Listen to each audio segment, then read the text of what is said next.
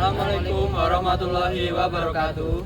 Kami dari kelompok 5 mata kuliah Teknologi Pengelolaan Penyakit yang beranggotakan saya Wildan Maudhafa dengan NIM akhir 164. Saya Muhammad Iqbal Hidayatullah dengan NIM 172.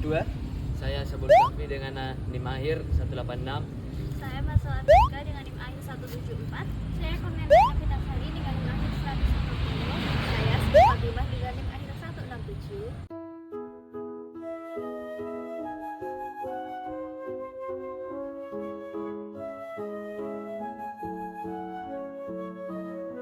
Kayu merupakan tanaman tahunan tropika dan subtropika dari keluarga Euphorbiaceae.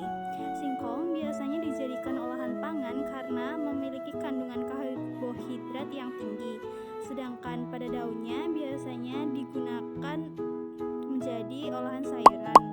Di Indonesia, singkong merupakan produksi hasil pertanian pangan kedua terbesar setelah padi, sehingga singkong mempunyai potensi sebagai bahan baku yang penting bagi berbagai produk pangan dan industri.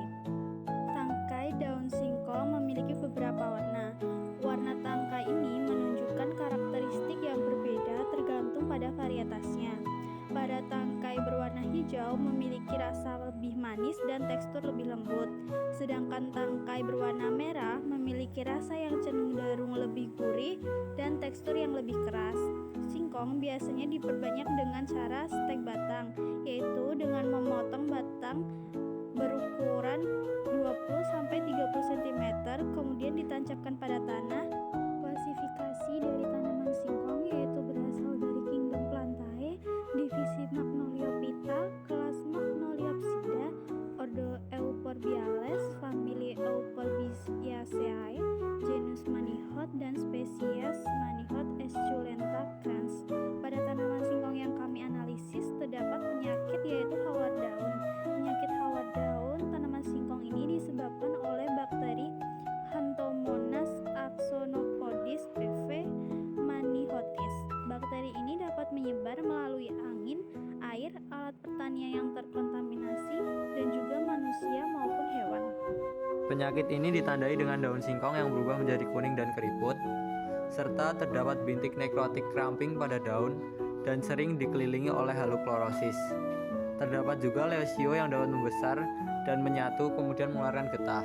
Nah, awalnya getah akan berwarna emas yang kemudian akan membentuk endapan berwarna kuning. Penyakit ini mengakibatkan penurunan produksi daun dalam proses fotosintesis dan kualitas bahan tanam. Kemudian masuk ke perhitungan intensitas serangan. Kenapa sih harus dihitung? Yang pertama, untuk mengetahui tingkat serangan. Yang kedua, untuk mengetahui tingkat kerusakan. Dan yang ketiga, sebagai acuan pengambilan keputusan pengendalian. Berdasarkan pengamatan yang sudah kami lakukan, diketahui bahwa intensitas serangannya yaitu 22,72%. Hasil perhitungan menunjukkan bahwa intensitas serangan pada tanaman singkong tersebut termasuk dalam tingkat serangan ringan. Pengendalian yang dapat dilakukan adalah dengan menanam varietas singkong tahan terhadap penyakit hawar, rotasi tanaman, sanitasi lahan, dan juga dapat membuang sisa-sisa tanaman yang sakit. Selain itu, juga dapat menggunakan agen sayati bio-SPF dengan bahan aktif Pseudomonas fluorescens dan Bacillus polymixa, dan juga pengendalian terakhir itu dapat menggunakan bahan kimia.